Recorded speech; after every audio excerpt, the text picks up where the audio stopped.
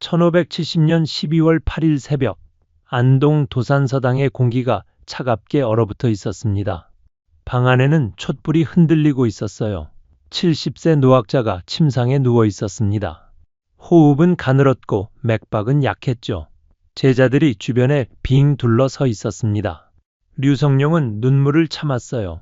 김성일은 고개를 숙였습니다. 조목은 스승의 손을 잡고 있었죠, 선생님. 제자들은 말도 제대로 나오지 않았습니다. 노학자의 눈이 천천히 떠졌습니다. 시력은 이미 거의 없었어요. 하지만 그의 시선은 한 곳을 향했습니다. 창밖이었죠. 그곳에는 작은 매화나무가 서 있었어요. 겨울 추위 속에서도 꽃망울을 맺고 있었습니다. 선생님은 평생 그 매화를 아꼈죠. 매형이라고 불렀어요. 매화 형님. 매화를 친구이자 스승으로 여긴 것입니다. 저 매형에게 노학자의 입술이 움직였습니다. 목소리는 너무 작아 제자들은 귀를 기울여야 했어요. 물을 주어라. 그것이 마지막 말이었습니다. 숨이 멎었습니다. 제자들은 그제야 울음을 터뜨렸죠. 통곡 소리가 도산서당을 가득 채웠습니다. 다음 날 아침 소식이 전국으로 퍼졌어요. 퇴계 선생이 돌아가셨다. 조정이 발칵 뒤집혔습니다. 선조는 조회를 중단했어요. 3일 동안 정사를 돌보지 않았습니다. 나라의 큰 기둥이 무너졌다. 백성들도 통곡했죠. 우리의 스승이 떠나셨다. 퇴계 이황, 그는 단순한 학자가 아니었습니다. 한 시대의 정신이었어요.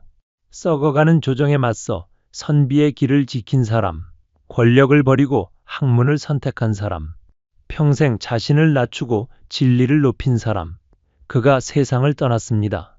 하지만 그가 남긴 질문은 여전히 우리 곁에 남아 있어요. 인간의 마음은 무엇인가? 도덕은 어디서 오는 것인가? 우리는 어떻게 살아야 하는가? 1501년 11월 25일 겨울, 경상도 안동 온계리, 가난한 무관 집안에서 막내 아들이 태어났습니다. 이황이었어요. 집안은 원래 진보에서 살았지만 할아버지 때 안동으로 이사했죠. 이황의 아버지 이식은 진사시험에 합격한 작은 선비였습니다. 나이 들어 늦둥이로 얻은 아들이었어요. 첫 부인과 사별한 후 재혼해서 낳은 자식이었습니다. 그런데 기이한 일이 있었습니다. 아이가 태어나기 전날 밤이었어요. 어머니 박씨가 꿈을 꾸었습니다. 공자가 대문 안으로 들어오는 꿈이었죠. 이식도 같은 꿈을 꾸었습니다. 두 사람은 신기해했어요. 다음날 아이가 태어났습니다. 부부는 그 대문을 성립문이라 불렀죠. 성인이 오신 문. 하지만 기쁨은 오래가지 않았습니다. 아이가 태어난 지 7개월 만에 아버지가 세상을 떠났어요. 이식은 66세의 나이였습니다. 늙은 몸으로 아이를 보지도 못하고 눈을 감았죠. 어머니 박씨는 홀로 남았습니다. 40대 과부가 된 것이에요. 재산도 별로 없었습니다. 자식들은 7명이나 되었죠.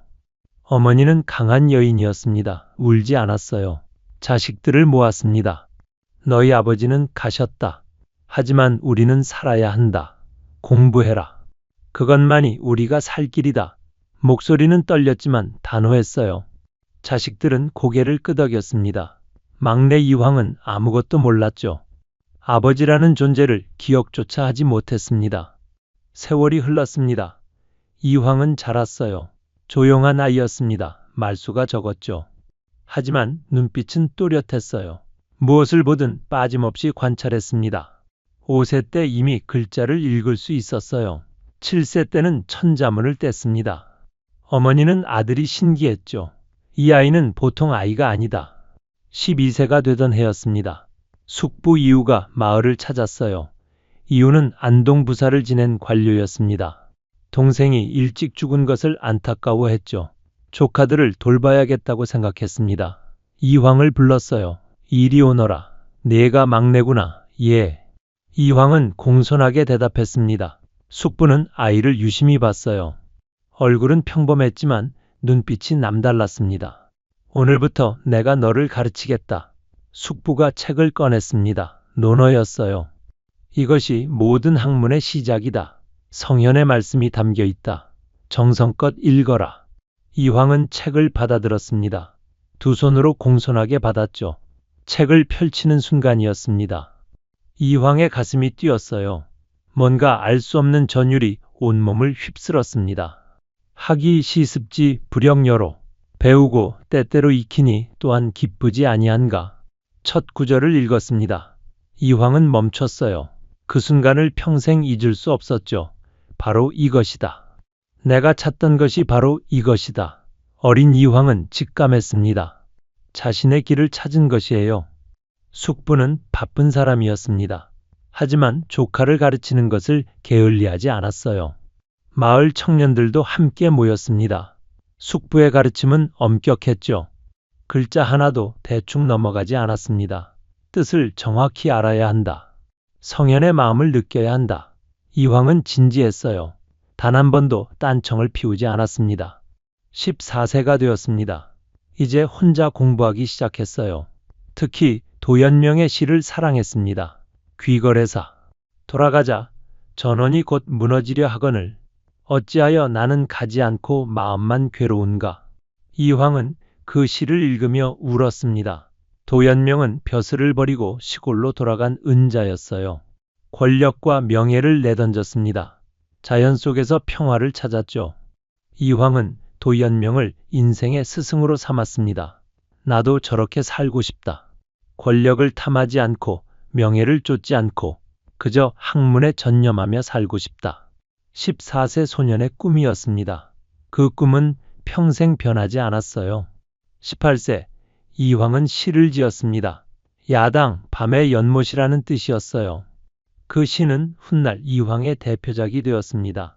벌레 소리 그치고 밤이 고요한데 작은 연못엔 달빛만 가득하네. 어린 나이에 이미 완숙한 경지였죠. 마을 사람들이 놀랐습니다. 저 아이는 비범하다. 하지만 행복은 오래가지 않았습니다. 20세 무렵이었어요. 이황은 주역에 빠져들었습니다. 우주의 이치를 담은 책이었죠. 밤낮 없이 읽었어요. 밥 먹는 것도 잊었습니다. 잠자는 것도 아까웠어요. 공부, 오직 공부뿐이었습니다. 어머니가 걱정했습니다. 아들아, 제발 몸을 돌보아라. 밥이라도 제대로 먹어라. 하지만 이황은 들리지 않았어요. 책에만 매달렸습니다. 그리고 병이 들었죠. 심한 소화불량이 시작되었습니다.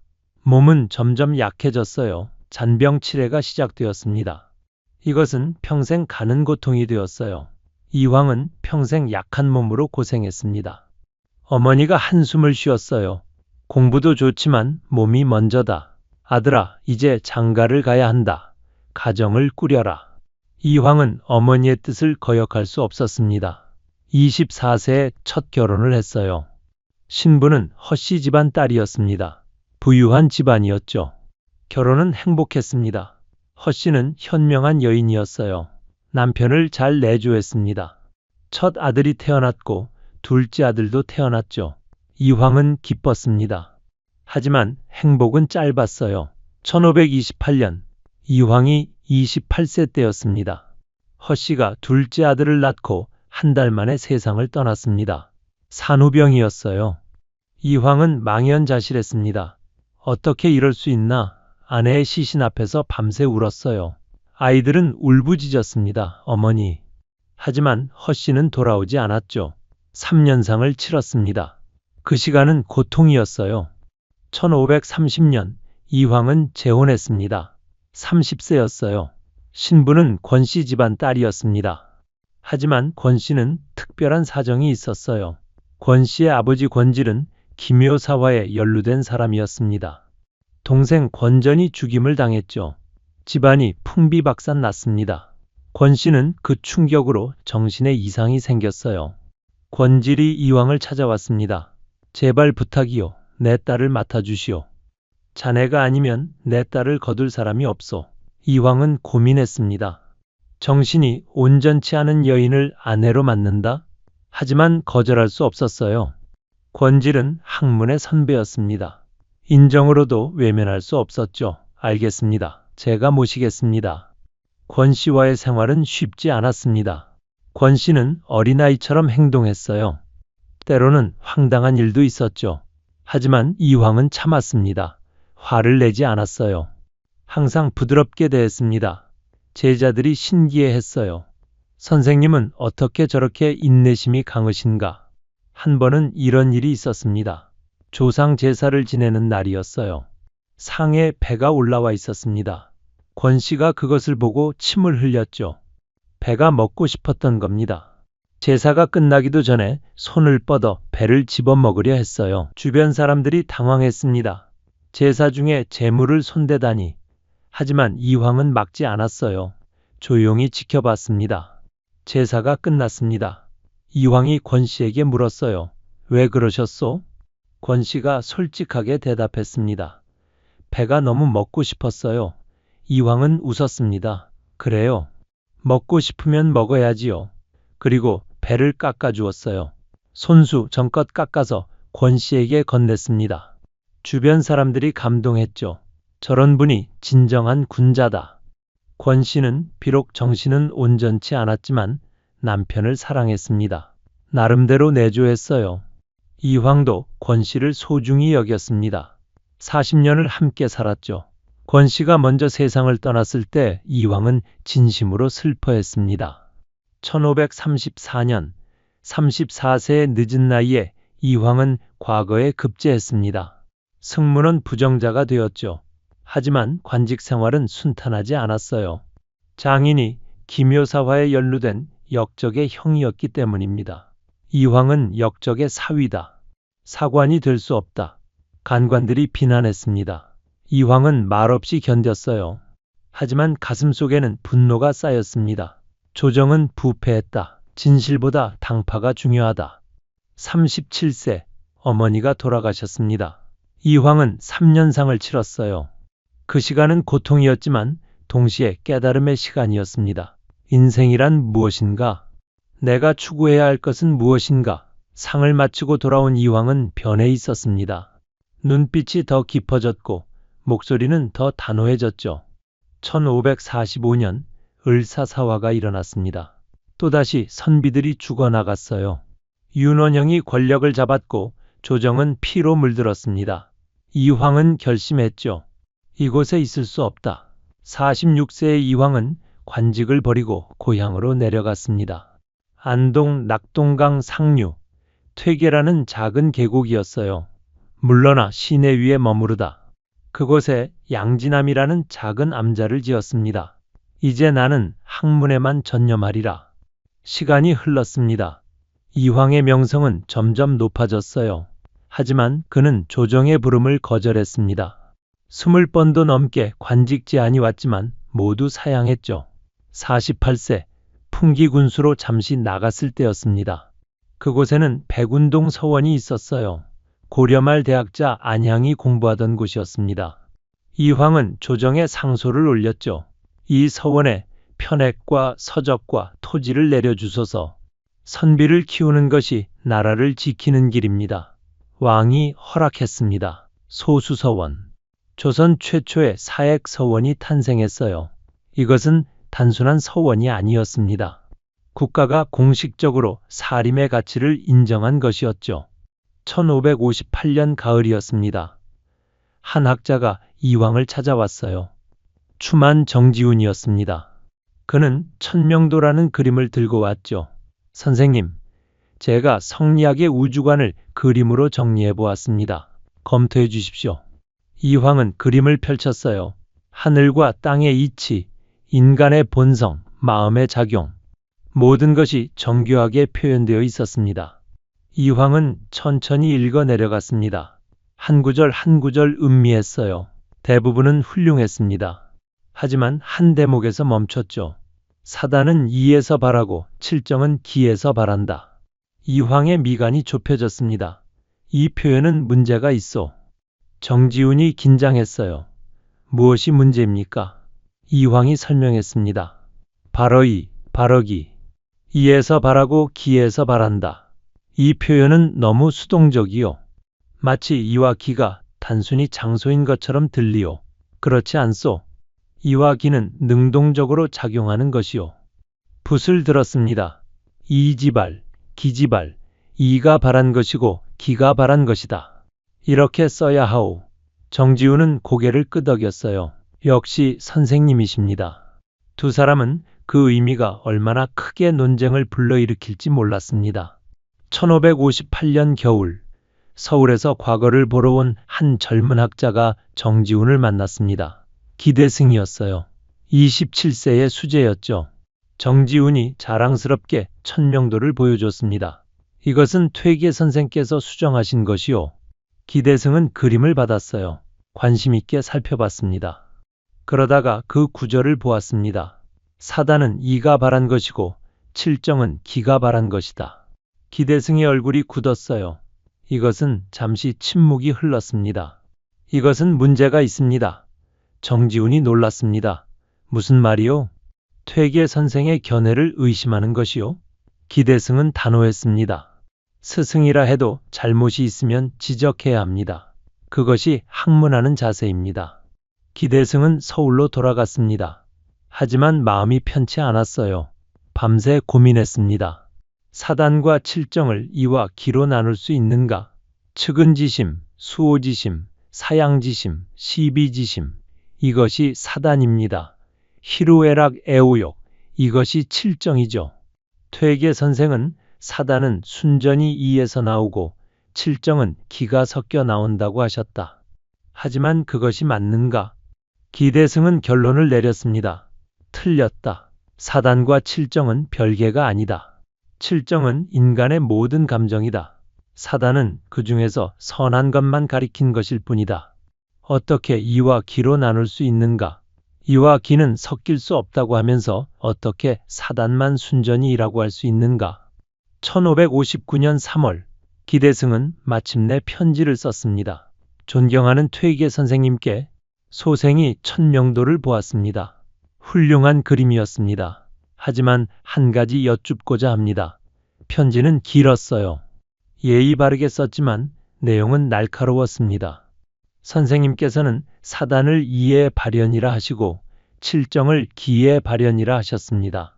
하지만 맹자께서 사단을 말씀하신 것은 칠정과 별개로 말씀하신 것이 아닙니다. 칠정 속에 포함된 선한 감정을 특별히 지적하신 것입니다. 사단과 칠정을 이와 기로 나누면 문제가 생깁니다. 사단 속에는 기가 없게 되고 칠정 속에는 이가 없게 됩니다. 이것은 성리학의 근본 원리에 어긋나지 않습니까? 편지를 다 쓰고 기대승은 망설였습니다. 이것을 보내야 하나? 퇴계 선생은 당대 최고의 학자다.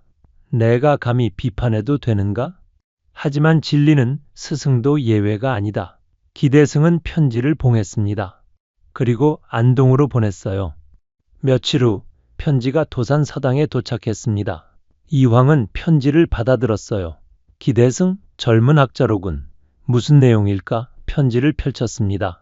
읽기 시작했어요.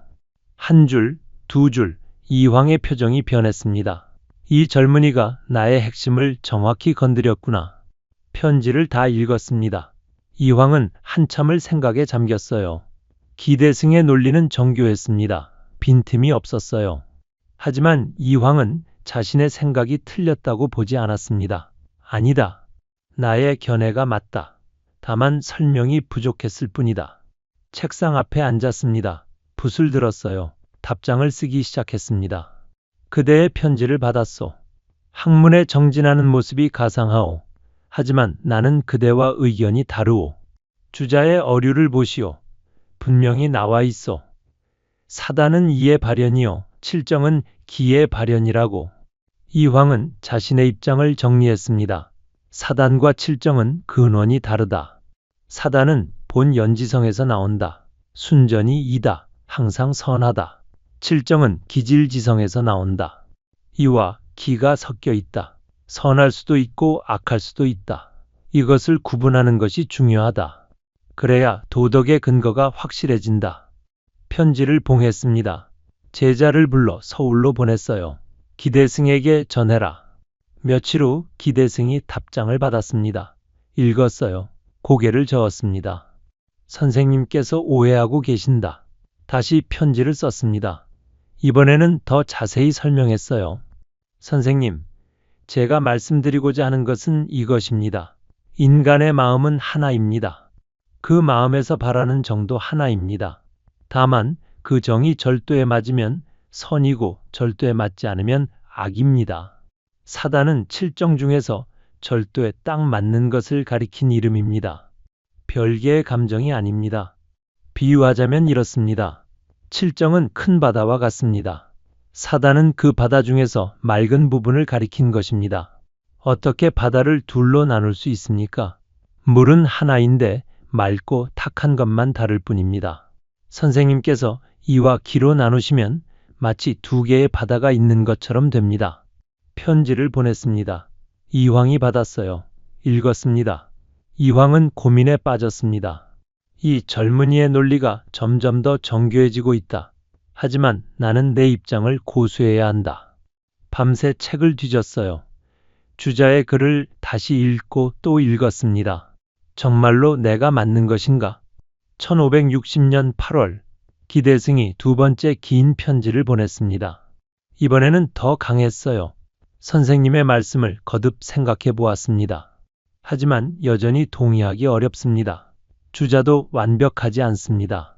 주자의 말씀 중에도 전후가 맞지 않는 것이 있습니다. 우리는 주자의 정신을 따라야지 글자에 얽매여서는 안 됩니다. 이황은 편지를 읽고 놀랐습니다. 이 젊은이가 주자도 비판하는구나. 대담하다. 하지만 틀리지 않았다. 학문은 권위에 굴복해서는 안 된다. 이황은 자신의 견해를 다시 검토했습니다. 정말로 내가 틀린 것은 아닐까? 1560년 11월 이황은 마침내 자신의 표현을 수정했습니다. 그대 말에도 일리가 있소. 나의 표현이 오해를 불러일으킬 수 있겠소. 이렇게 바꾸겠소. 사단은 이가 바라면 기가 따르는 것이요. 칠정은 기가 바라면 이가 타는 것이요. 이리발이 기수지 칠정 기발이 이승지. 이것은 놀라운 일이었습니다. 당대 최고의 대학자가 젊은 학자의 비판을 받아들여 자신의 이론을 수정한 것이죠. 조선학계는 경악했습니다. 퇴계 선생께서 견해를 바꾸셨다니. 하지만 이황은 개의치 않았어요. 진리 앞에서는 나이도 지위도 의미 없다. 기대승은 답장을 받고 감동했습니다. 역시 퇴계 선생님이시다. 하지만 여전히 완전히 만족스럽지는 않았어요. 다시 편지를 썼습니다. 선생님의 수정에 감사드립니다. 하지만 여전히 문제가 있습니다. 선생님 표현에 따르면 사단은 이가 바라고 기가 따른다고 하셨습니다. 그렇다면 사단의 주체는 여전히 이입니다. 칠정은 기가 바라고 이가 탄다고 하셨으니 칠정의 주체는 기입니다. 결국 사단과 칠정이 여전히 구분되고 있습니다. 편지는 계속되었습니다. 1년, 2년, 3년, 4년, 5년, 6년, 7년, 8년. 두 사람은 8년 동안 편지를 주고받았어요. 한 번도 만난 적이 없었습니다. 오직 편지로만 대화했죠. 하지만 그 깊이는 이루 말할 수 없었어요. 편지를 주고받으며 두 사람은 서로를 더 존경하게 되었습니다. 이황은 기대승의 날카로운 논리를 인정했어요. 기대승은 이황의 깊은 식견에 감탄했습니다. 두 사람 모두 상대방으로부터 배웠죠. 1566년 7월 기대승은 마지막 논문을 썼습니다. 사단칠정 후설과 사단칠정 총론. 8년 논쟁을 정리한 글이었어요. 결론은 이렇습니다. 사단과 칠정을 근원에서 나눌 수는 없습니다. 모두 마음에서 나옵니다. 모두 이기를 겸합니다. 다만 사단은 절도에 맞는 것이고 칠정은 절도에 맞을 수도 맞지 않을 수도 있는 것입니다. 이황은 그 논문을 받았습니다. 읽었어요. 한참을 생각했습니다. 그리고 답장을 썼죠. 훌륭하오. 그대의 학문이 이제 원숙의 경지에 이르렀소. 나는 그대와 이렇게 논쟁할 수 있어 참으로 기뻤소. 이것이 진정한 학문하는 즐거움이요. 하지만 이황은 자신의 견해를 완전히 버리지는 않았습니다. 나는 여전히 내 생각이 옳다고 믿소. 하지만 그대 생각도 틀리지 않았소. 우리는 같은 산을 다른 길로 오르고 있을 뿐이요. 정상에서 만나게 될 것이요. 1570년 이황이 세상을 떠났습니다. 2년 뒤 기대승도 따라갔어요. 하지만 그들의 논쟁은 끝나지 않았습니다. 이후 율곡 이이가 기대승의 편을 들었고 우욱의 성혼이 이황의 편을 들었죠. 조선 성리학계는 이 논쟁을 수백 년 동안 계속했습니다. 주리파와 주기파로 갈라졌어요. 동인과 서인, 남인과 북인, 당파 싸움으로까지 번졌습니다. 하지만 중요한 것은 논쟁의 승패가 아니었습니다. 두 학자가 보여준 자세였어요. 서로를 존중하며 진리를 찾아가는 모습, 나이와 지위를 따지지 않고 오직 학문으로 대화하는 모습, 상대의 비판을 기꺼이 받아들이는 열린 마음, 이것이 진정한 학자의 모습이었습니다. 1560년 이황은 도산서당을 지었습니다. 60세였어요. 이제 나는 여기서 제자들을 가르치리라. 제자들이 모여들기 시작했습니다. 멀리 전국 각지에서 왔어요. 이황은 제자를 받을 때 특별한 방법을 썼습니다. 어느 한여름이었어요. 한 젊은이가 제자가 되고 싶다며 찾아왔습니다. 이황은 그에게 정중한 옷차림을 하고 앉으라고 했죠. 자신은 시원한 옷을 입었습니다. 그리고 이야기를 시작했어요. 1시간, 2시간, 더위는 점점 심해졌습니다. 젊은이는 땀을 뻘뻘 흘렸어요. 하지만 옷을 벗지 않았습니다. 끝까지 참았죠. 이황은 고개를 저었습니다. 그대는 제자가 될 수 없소. 젊은이가 놀랐습니다. 왜 그러십니까? 제가 예를 지켰습니다. 아니요. 그대는 인간의 본성을 억압했소. 더우면 옷을 벗어야 하오. 그것이 자연이요. 억지로 참는 것은 강직함이지 진정한 덕이 아니오. 이 젊은이가 정인홍이었습니다. 그는 결국 남명조식의 제자가 되었어요. 후에 광해군 시대 권력자가 되어 수많은 사람을 죽였습니다. 이황의 예견이 맞았던 것이죠. 하지만 이황이 받아들인 제자들은 달랐습니다. 1562년 어느 날 21세 젊은이가 도산서당을 찾았어요. 류성룡이었습니다. 선생님, 근사록을 배우고 싶습니다. 이황은 그를 시험했습니다. 질문을 던졌고 류성룡은 대답했어요. 1시간이 지났습니다. 이황의 눈이 빛났습니다. 이 사람은 하늘이 낸 사람이다. 류성룡의 머리는 비범했어요. 한 번 본 것은 잊지 않았습니다. 책 한 장을 넘기면 모든 내용이 머리에 들어왔죠. 이황은 그를 아꼈습니다. 또 다른 제자가 있었습니다. 김성일. 그는 류성룡과 쌍벽을 이루는 수제자였어요. 강직했고 원칙을 지켰습니다. 한 번은 경연에서 선조가 물었습니다. 짐을 어느 제왕에 비유할 수 있겠는가? 다른 신하가 대답했어요. 요순 같으십니다. 선조가 기뻐했습니다. 하지만 김성일이 입을 열었어요. 전하, 요순이 되기는 어렵지 않습니다. 하지만 간언을 듣지 않으면 걸주가 될 수 있습니다. 선조의 얼굴이 굳었습니다. 감히 짐을 폭군에 비유하느냐? 분위기가 얼어붙었어요. 류성룡이 나섰습니다. 전하, 두 말 모두 옳습니다. 요순이라 함은 전하를 칭찬하는 것이고 걸주라 함은 경계하는 것입니다. 선조는 그제야 표정을 풀었습니다. 이황은 이 두 제자를 자랑스러워했습니다. 류성룡은 지혜롭고 김성일은 강직하다. 둘 다 나라의 기둥이 될 것이다. 그의 예언은 맞았어요. 임진왜란 때 류성룡은 영의정이 되어 나라를 구했습니다. 김성일은 초유사가 되어 흩어진 백성을 모았죠. 1567년 명종이 죽고 선조가 즉위했습니다. 16세 어린 왕이었어요. 선조는 즉시 이황을 불렀습니다. 선생님, 어진 왕이 되는 법을 가르쳐 주십시오. 이황은 고민했습니다. 이미 70세 가까운 노인이었어요. 몸은 약했고 병은 깊었습니다. 하지만 어린 왕을 외면할 수 없었죠. 마지막 힘을 다해 상소를 올렸습니다.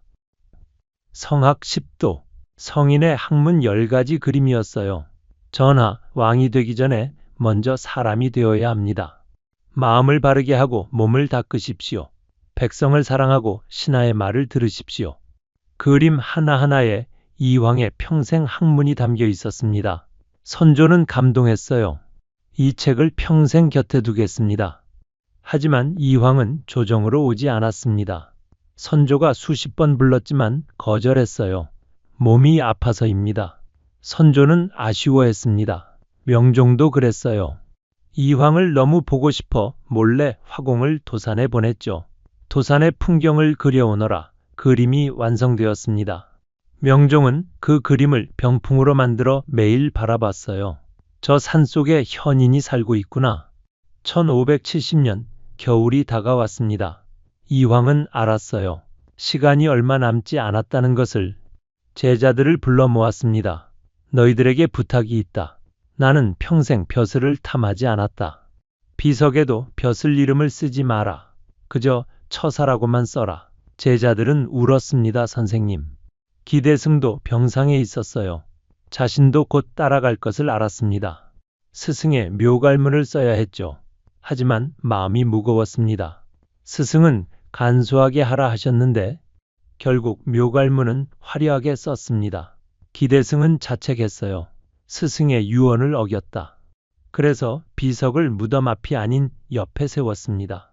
스승이 노여워하실까봐. 남명조식이 이 소식을 듣고 비웃었습니다. 퇴계는 이 묘호를 감당하지 못한다. 평생 벼슬에 쓰면서 은자인 척하다니. 나 같은 사람도 은자라 하기 부끄러운데. 하지만 그것은 시기였습니다. 이황의 위대함을 인정하기 싫었던 것이죠. 이황이 남긴 것은 무엇일까요? 책입니다. 수백 권의 책을 썼어요. 성학 10도, 주자 서저료, 심경석에 모두 성리학의 정수였습니다. 하지만 더 중요한 것은 자세였어요. 진리 앞에 겸손한 자세. 젊은 학자의 비판도 기꺼이 받아들이는 열린 마음. 권력보다 학문을 택한 선택. 이것이 이황의 진정한 유산이었습니다. 임진왜란이 일어났습니다. 일본군이 이황의 저서를 약탈해 갔어요. 그들은 이황의 책을 읽고 감탄했습니다. 이것이야말로 진정한 학문이다. 도쿠가와 막부가 세워졌을 때 쇼군이 명령했습니다. 이황의 책을 간행하라. 왕실과 귀족에게 가르치라. 일본 성리학은 이황의 영향을 받아 발전했어요. 중국도 마찬가지였습니다. 청나라 말기 지식인들이 이황을 연구했죠. 주자 이후 최고의 학자다. 21세기 오늘날 이황의 얼굴은 천원권 지폐에 있습니다. 매일 수백만 명이 그의 얼굴을 봐요. 하지만 그가 무엇을 했는지 아는 사람은 드뭅니다. 이황은 물었습니다. 인간의 도덕성은 어디서 오는가? 선한 마음은 타고나는 것인가 아니면 배우는 것인가? 그 질문에 평생을 바쳤어요. 답을 찾으려 노력했습니다. 그리고 제자들에게 가르쳤죠. 답이 중요한 것이 아니다. 질문하는 자세가 중요하다. 항상 배우려는 마음. 잘못을 인정하는 용기. 이것이 진정한 학자의 자세다. 오늘날 우리는 어떤가요? 권력을 탐하고 명예를 좇습니다. 자신의 잘못을 인정하지 않아요. 상대방의 비판을 받아들이지 못합니다. 이황이라면 어떻게 했을까요? 조용히 귀 기울였을 것입니다. 상대방 말에 일리가 있다면 자신의 생각을 바꿨을 거예요. 나이와 지위는 중요하지 않습니다. 진리 앞에서는 모두가 평등하니까요. 사단 칠정 논쟁, 도덕 감정과 일반 감정의 관계. 오늘 우리에게 무슨 의미일까요? 그것은 인간 본성에 대한 질문입니다. 우리는 태어날 때부터 선한가?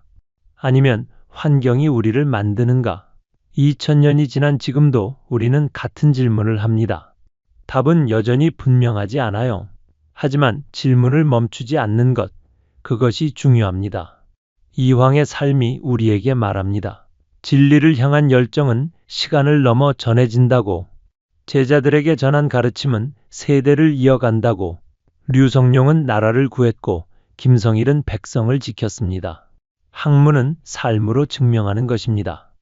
여러분, 구독과 좋아요 부탁드립니다.